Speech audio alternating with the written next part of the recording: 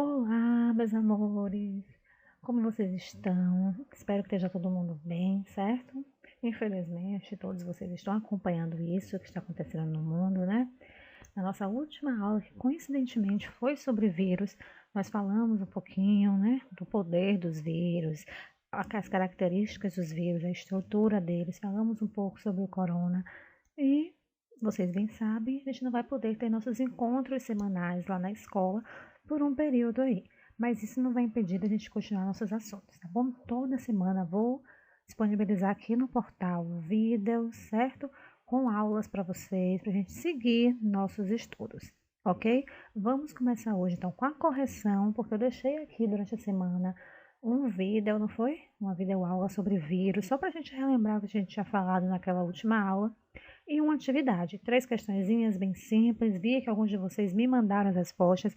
Nem todo mundo mandou. Aqueles que não mandaram, estou esperando, certo? A participação de vocês também. Estou abrindo, estou corrigindo, estou anotando quem está mandando e quem não está mandando. Então, vou fazer a correção dessa atividade hoje. Depois vamos seguir nosso assunto, certo? Vamos lá, peguem aí a atividade de vocês para a gente corrigir, certo? A primeira questão diz assim: explique por que os vírus são denominados parasitas intracelulares obrigatórios. Certo? Então a gente vai pela lógica do nome. O que é um parasita? Parasita é aquele ser que depende de outro para sobreviver. Ele usa os recursos de outro ser vivo para sobreviver. Intracelular. Intra significa dentro, ou seja, precisa viver dentro de uma célula. E por que obrigatório? Porque ele não tem escolha, ele só tem atividade, o vírus só tem metabolismo se ele estiver dentro de outra célula. Por isso ele é considerado parasita intracelular obrigatório. O vírus ele só realiza qualquer tipo de atividade dentro de uma célula. Ele invade uma célula e pega todas as organelas daquela célula, a energia que ela produz, tudo para o seu próprio bem, para se replicar, tá bom? A segunda questão. Em seu caderno, desenhe um bacteriófago e mencione os principais constituintes de sua estrutura. Eu já coloquei uma fotinha aqui, tá vendo? Que vem mostrando a estrutura de um bacteriófago. E vocês também já têm isso no caderno que vocês copiaram, que eu coloquei no quadro. Então, a gente tem, ó, a cápsula ou capsídeo, o material genético, que é aqui no caso DNA ou RNA, que fica dentro desse capsídeo, e a cauda. Dentro da cauda a gente pode identificar as fibras também da cauda ou as peças de fixação, que é o que ela usa para se prender na bactéria antes de infectá-la, ok? A terceira questão já foi maiorzinha, né? Pesquise e complete o quadro abaixo sobre as principais viroses. Eu não coloquei aqui como forma de quadro, né? Porque não caberia tudo em um slide só. Algumas pessoas que me mandaram também não colocaram forma de quadro, né? Foram colocando o nome da doença e as coisas, não tem problema. O que a gente precisa é conhecer essas viroses. Primeira coisa, o que é uma virose? Virose é qualquer doença causada por vírus, ok? Isso às vezes causa complicação, porque as pessoas costumam associar a virose somente com resfriado, porque quando você vai na emergência, tá lá espirrando, tossindo, com febre, sua mãe te leva na emergência, o diagnóstico do médico muitas vezes é uma virose, e você associa a virose com resfriado, mas não. Virose é qualquer doença causada por vírus, inclusive um resfriado, ok? Então, a primeira virose que eu coloquei foi a gripe.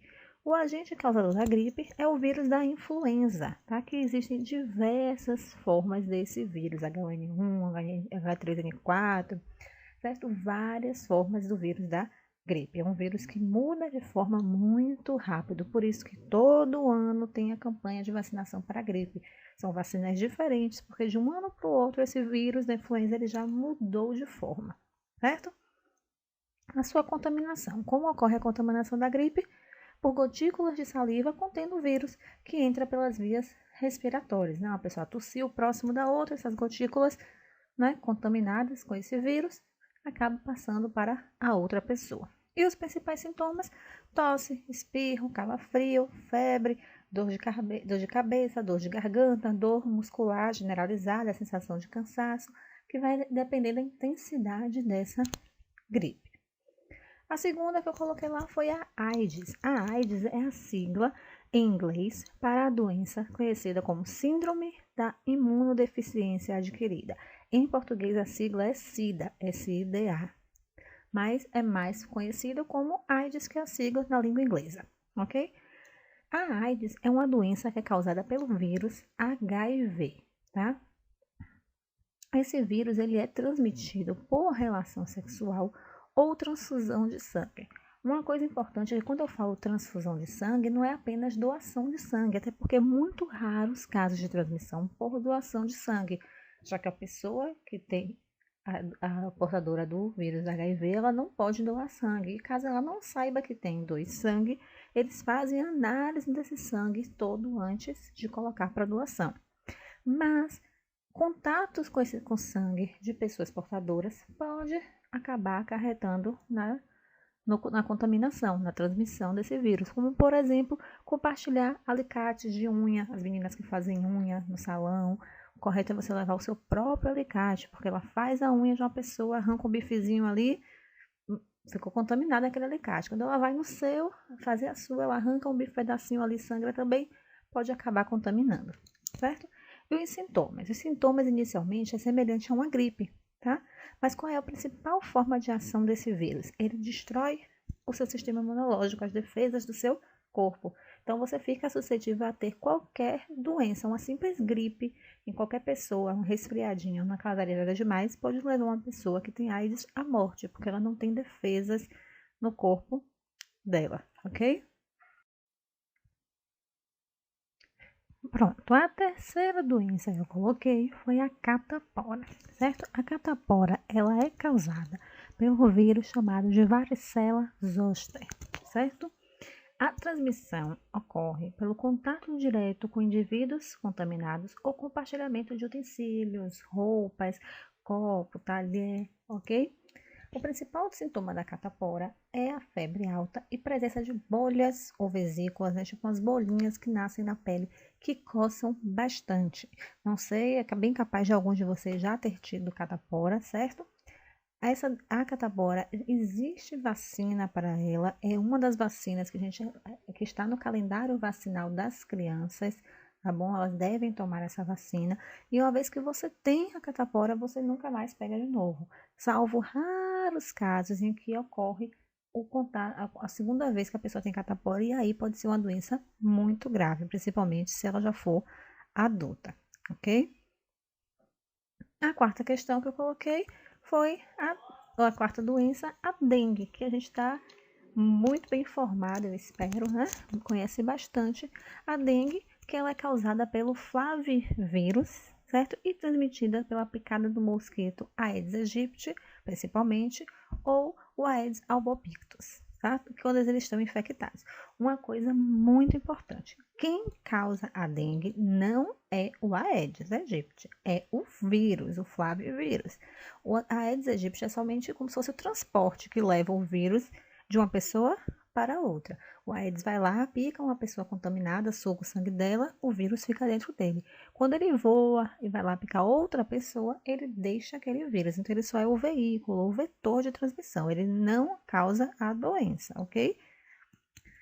E os principais sintomas da dengue, vocês sabem, né? Alguns de vocês já devem ter tido ou familiares que tiveram. A gente está vivendo atualmente um novo surto de dengue. Então, intensas dores nos músculos, nas articulações, febre alta, dor no fundo do olho e, às vezes, manchas vermelhas na pele.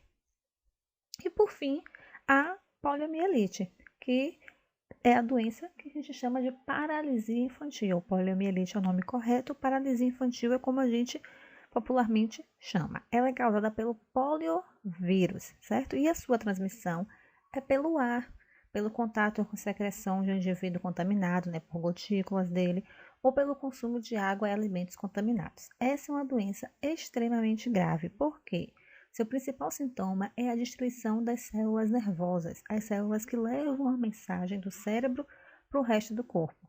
E aí, se essa mensagem ela não é transmitida, ela leva à paralisia do corpo. Por isso a gente chama doenças conhecidas como paralisia infantil, porque acomete principalmente crianças e leva elas à paralisia. Elas perdem o movimento de boa parte do corpo. essa doença também existe uma vacina, que é a famosa gotinha. Todo ano vocês devem ver na televisão a campanha da gotinha, que todo bebê toma. É justamente para prevenir, para evitar a poliomielite, certo? Então, encerrando a correção aqui, eu espero que vocês todos tenham acertado. Os que não me mandaram, né? Que os que me mandaram eu olhei. Façam as correções. Qualquer dúvida, comenta aqui perguntando: não entendi isso, professor. Não entendi o que é poliomielite. Explique de novo, que eu faço novamente a explicação. Tá bom?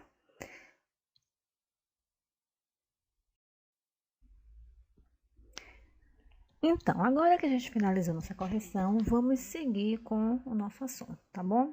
A gente viu lá quando falou de classificação de seres vivos, tudo isso, a importância do microscópio para conhecer os seres vivos e também classificar eles de forma correta. Lembram que antes da descoberta do microscópio a gente só tinha dois reinos, o reino Fungi e o reino Pontai? E com a descoberta da invenção do microscópio, a descoberta da célula, os seres microscópicos, a gente teve então os 5 reinos, né? O reino Monera, o reino Protista, o reino Fungi, o reino Plantar e o reino Animal, tá? Os vírus, como a gente já viu na outra aula, já deixei aí no vídeo, é uma grande incógnita, não é um consenso. Alguns cientistas, pesquisadores acreditam que os vírus eles são seres vivos. Por quê? Porque eles conseguem se reproduzir, certo? Porque eles têm material genético. Já outros acreditam que eles não são seres vivos, já que eles são parasitas intracelulares obrigatórios, já que eles são acelulares, eles não possuem células, tá?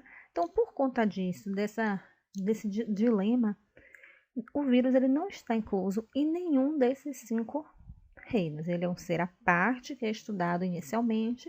Após compreender o que é um vírus, a gente começa a estudar os seres vivos, dividindo nesses 5 reinos. Começando pelo mais simples, vamos dizer assim, por ordem crescente de complexibilidade, o reino mais, com indivíduos mais simples estruturalmente, é o reino Monera, o reino das bactérias, tá bom?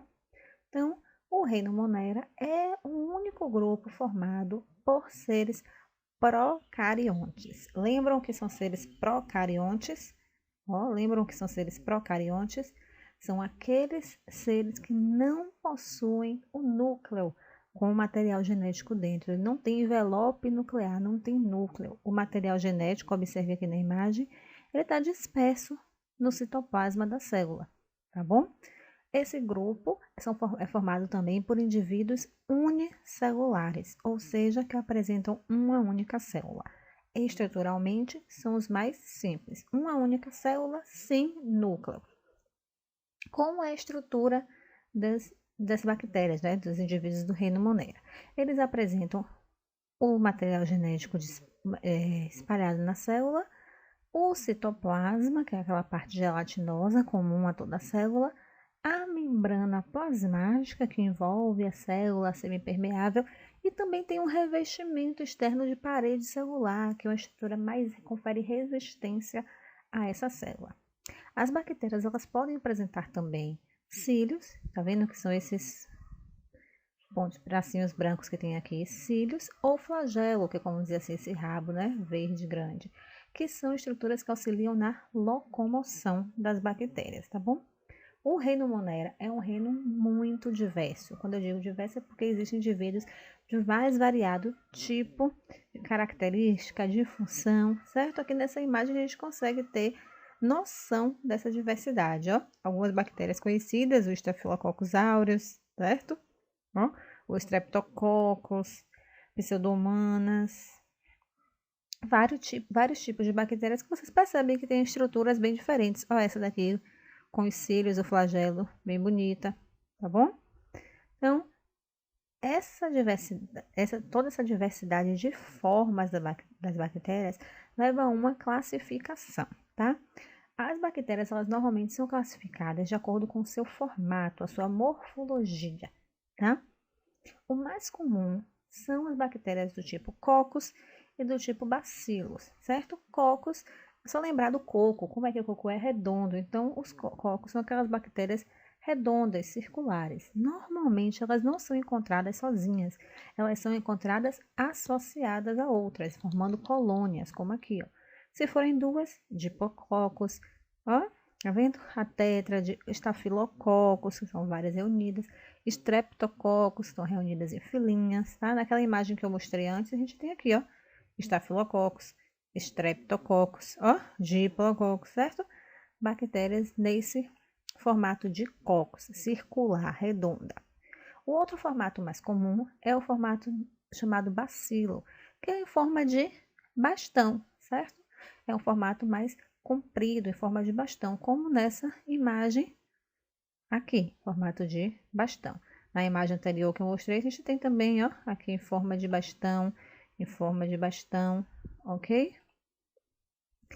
E a gente também tem outros tipos. Um exemplo deles é o vibrião.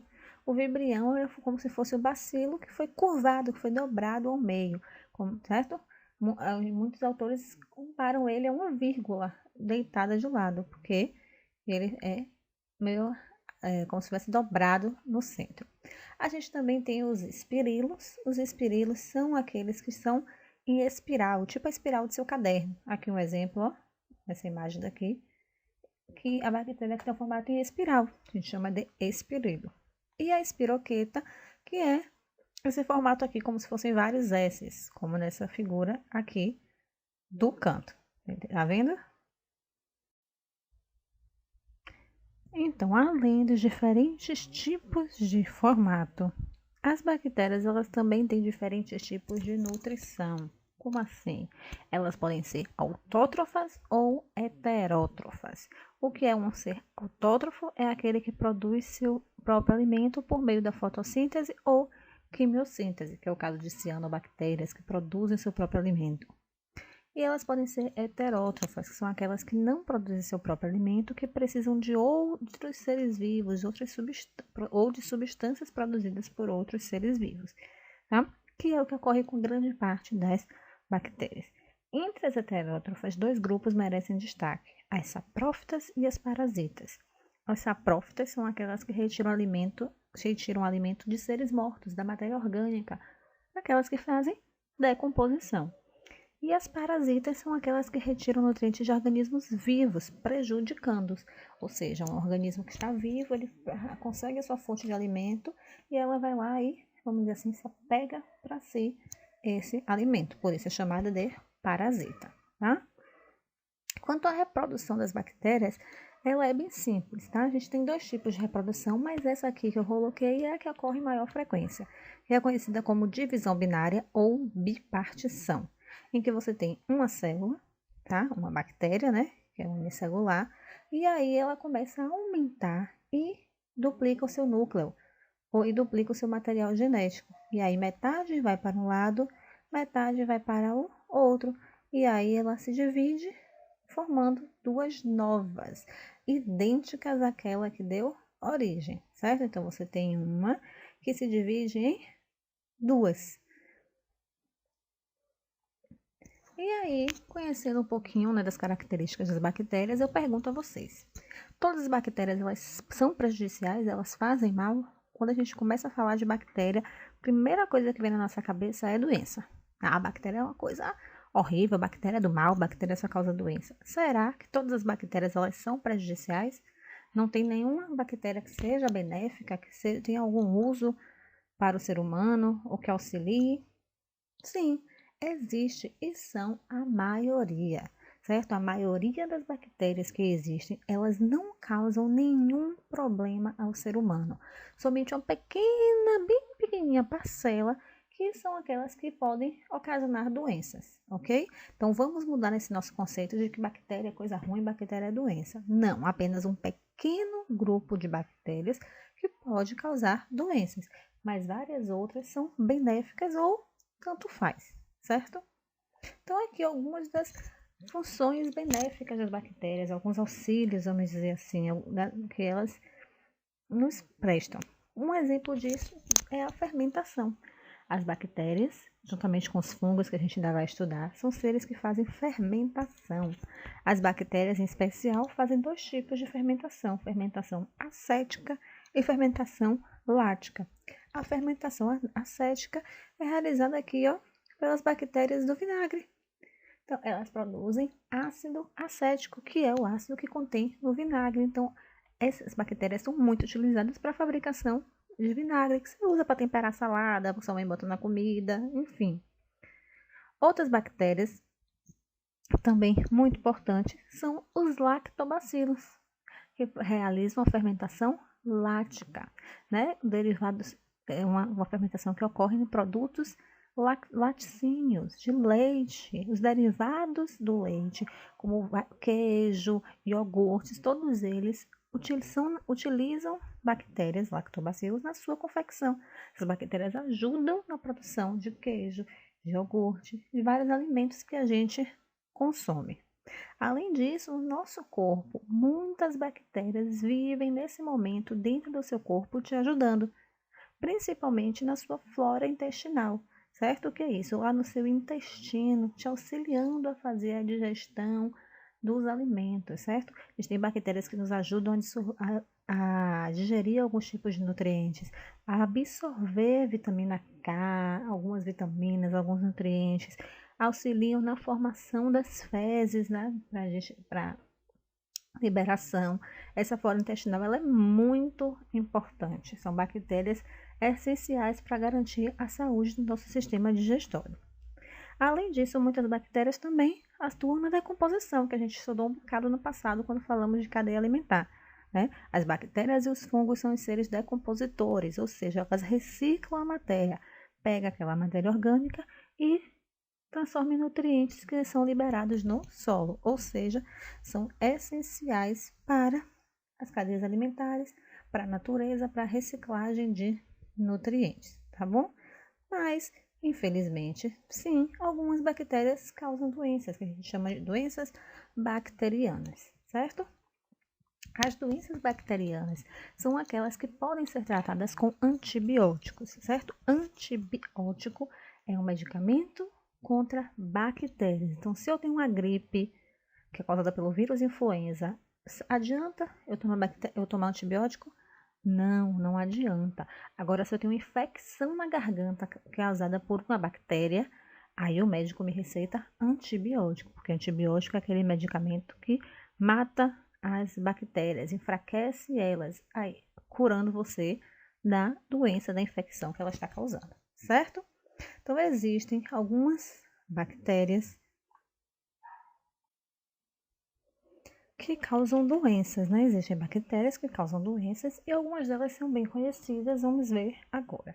Vamos ver apenas alguns exemplos. Existem diversas doenças causadas por bactérias, certo? A primeira que a gente vai falar é o tétano, certo? É causada pela bactéria Clostridium tetani.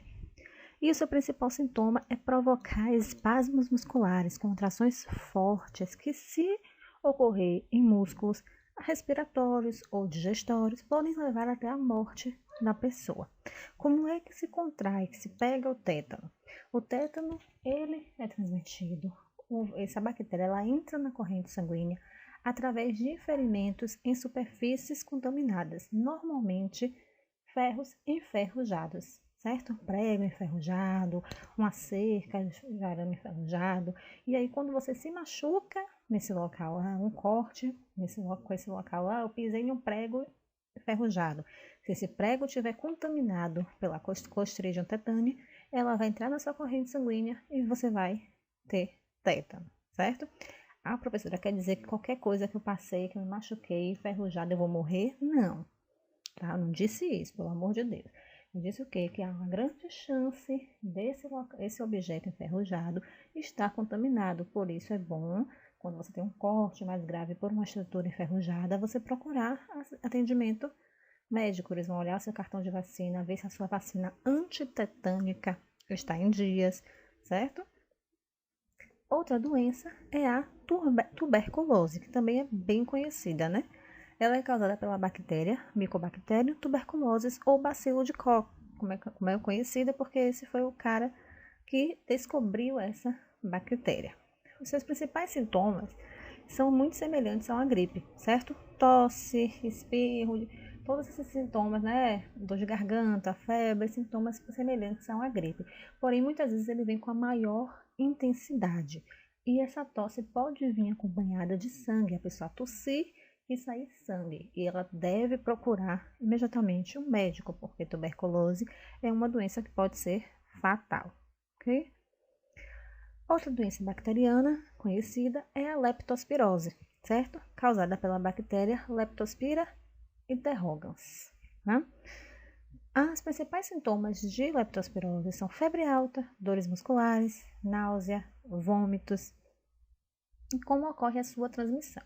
A transmissão da leptospirose ocorre através da urina de rato, principalmente de rato contaminado. Então, o rato ele tem essa bactéria, a bactéria não causa problema no rato, porém, quando ele urina, a bactéria sai na urina, e aí você entrando em contato com essa urina, você adquire essa doença.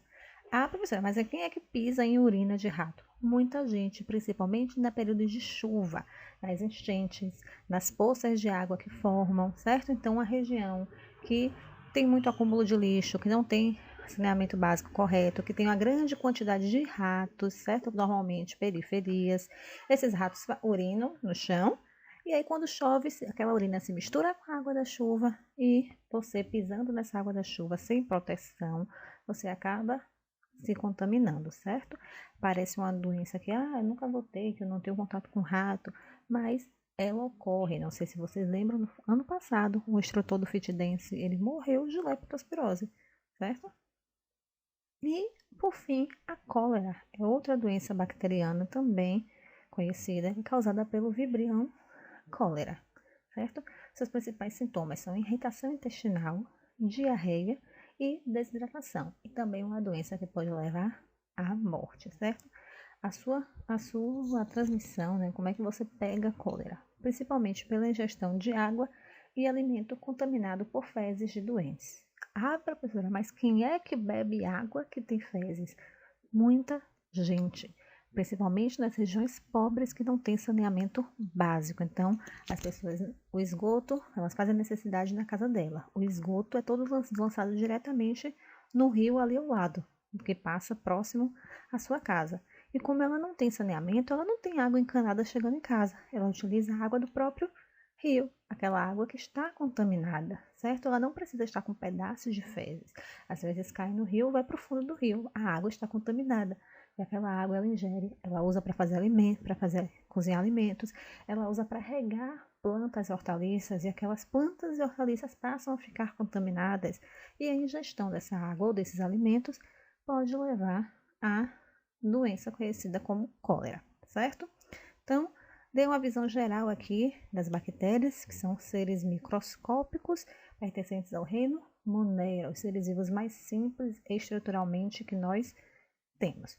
Vou deixar uma atividade aqui para vocês, certo? No portal sobre essa parte do assunto, e em breve coloco uma nova aula falando do segundo grupo de seres microscópicos, que são os protozoários, ok? Beijinhos, até lá!